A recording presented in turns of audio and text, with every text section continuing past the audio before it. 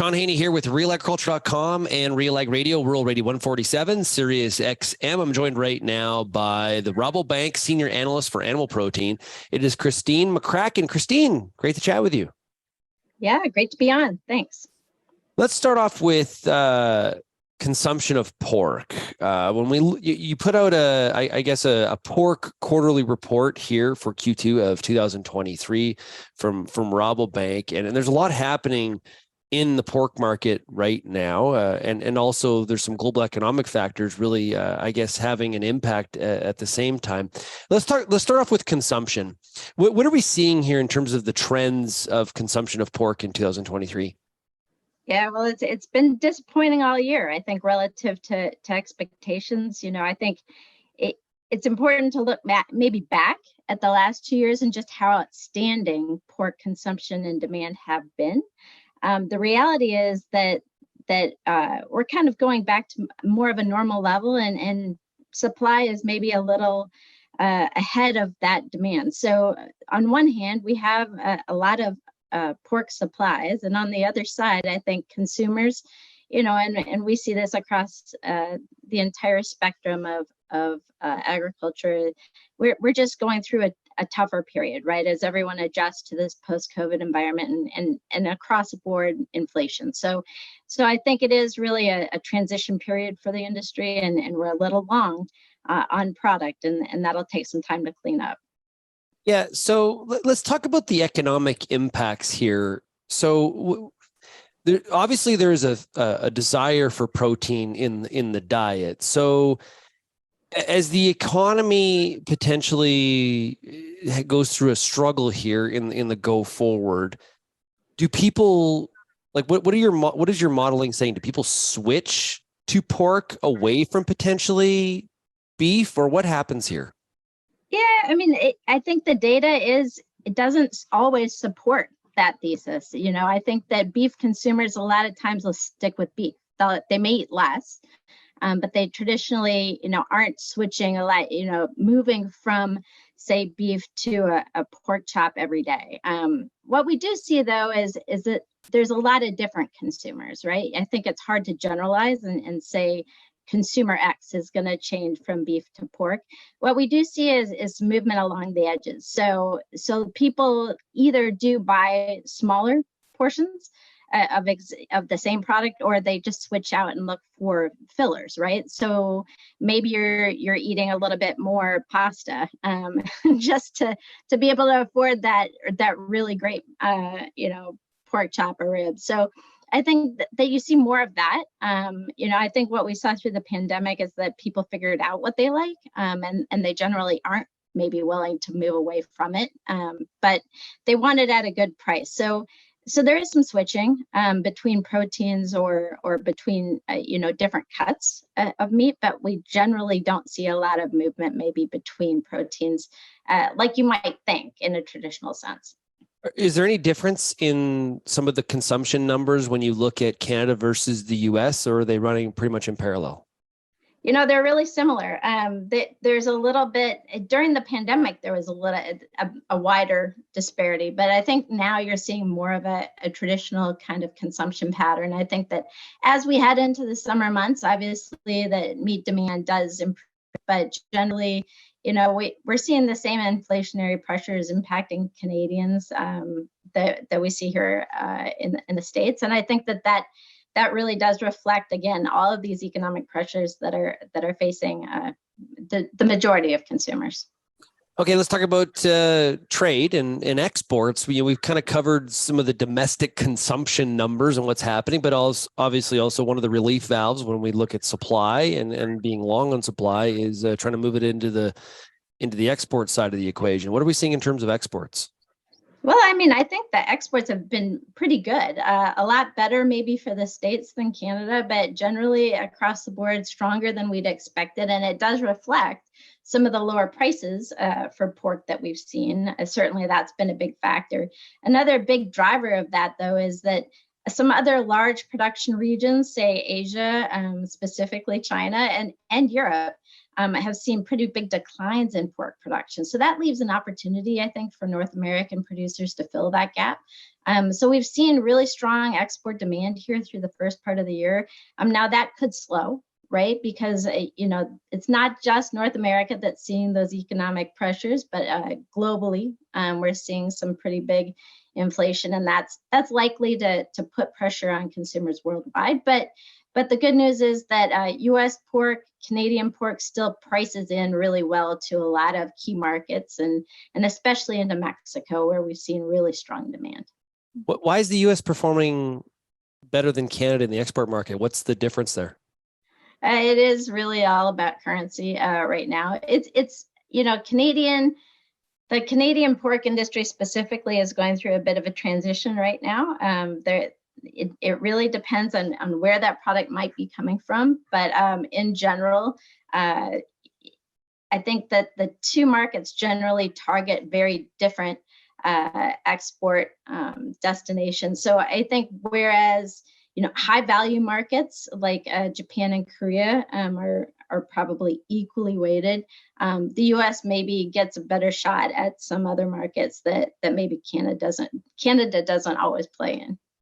So is China the difference maker there? Is that the market you're talking about, or? Well, the U.S. really hasn't been shipping a lot of product to China on the whole. They have been continue to ship some variety meats or lower value cuts to China, but it hasn't been a big market.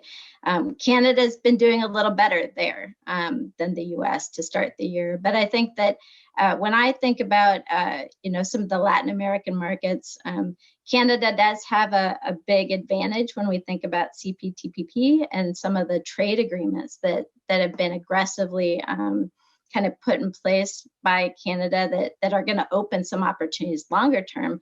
The U.S. really isn't going to be able to play on the same that level playing field when we think about exports maybe going forward.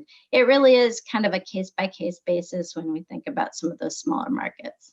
What about the profitability of the producer right now? How is that? How does that look? That's a lack of profitability right now, unfortunately. Costs are still pretty high. We have seen a little feed cost improvement, but generally, it's a historically high cost of production, and prices, just as we've mentioned, are under a lot of pressure. So across the board losses, there's obviously some tools to help mitigate that risk when we think about hedging, but that would have had to have been done some time ago. For straight cash returns, you're looking at losses on average closer to $40-50 a head. So some pretty massive losses, and that's why I think you're going to see some pretty aggressive moves to curb production here as we move through the summer and into the second half. This is something that's one of the differences between the pork business and the beef business. There seems to be it's easier to adjust. When you talk about curbing the supply, it happens a little bit quicker, correct? Well, it's not as quick as chicken, but right. Okay, well, that's fair. It does take quite a bit of time, almost a year, to get things back in line. I would say that there's not a lot you can do. When you've got the animal in your barn, but there's clearly some hard conversations, especially by high cost operators or some operations that have been consistently being faced with some health challenges. I think those are some tough conversations for those operators when we think about losses of this magnitude. You mentioned feed costs. Now we've been seeing the market, corn and feed barley on the decline. So I guess what's your forecast there? And relatively speaking, though, there's still pretty tight ending stocks. So what's the expectation on the go forward here in 2023 on feed? Well, it's early, right, in the season. So I think that there are some things to be happy about if you're a producer, right? At least a livestock producer, which is to say that, we did get a big South American crop. We've started the year, the planting season is off to a good start. Some things that that give us a little comfort, I think, on a relative basis. But a lot can happen between now and harvest. So I think that we'll more than likely get a few weather scares as we head into these summer months, and I think that it's really tough when you're losing this much money, I think, for guys to get super aggressive, right? And I think that is a challenge. But for guys that we are looking at some lower feed costs, it sure does. It doesn't hurt. I think that if anything, there is some room for some pretty big scares as we head through the season, and that's something to keep in mind. So what switches for the producer standpoint? What switches the profitability equation? Like, is it? Go ahead. Sorry, go ahead. Yeah, I just don't see a lot of change in the demand side, right? I think that if you ask the average consumer, probably not a lot's going to change there. So it has to be supply. I think if you think through, where we are today, going into the summer, we'll have a little lighter weights, some lower production. But the reality is the consumer is not there. And we need to right-size production. Not that I would ever tell anyone what to do, but we're clearly out of balance today. So I think the risk is that either exports slow, right? If global consumption starts to slow more dramatically, I don't see much of a change in domestic consumption. But what could change is obviously that cost picture. If feed costs do become more volatile, that could present some challenges. And then we've got this added kind of new complication, which is Proposition 12, which is really going to add a lot of, it's going to create a lot of disruption in our domestic markets as we think through all of the implications of that. Significant costs. I've heard costs. Big costs. But I think when you think about, how little compliant product we have today, and this is going to start being enforced here in just a month. The reality is that we're going to have a lot of excess pork on the market that won't be eligible for export or for shipment into California and then into the Northeast with Question 3 in Massachusetts. So it does create this displacement effect that really just amplifies, how poor these markets are. We're going to have a lot of extra pork on the rest of the market, and that'll have to find a home. It'll either move into either domestic markets or into export, and that will add another wrinkle for producers. Well, and the cost difference, price differences on the shelf, we could see a lot of people flooding into neighboring states to try buy some pork and go back home to California. So fundamentally, is the cattle business, the beef business, in better shape right now than the pork business in the go forward?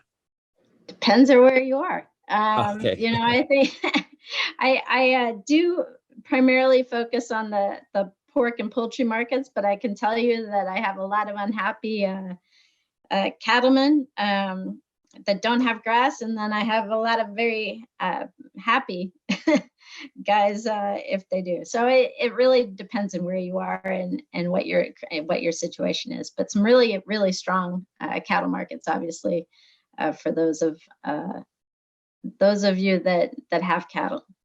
Yeah.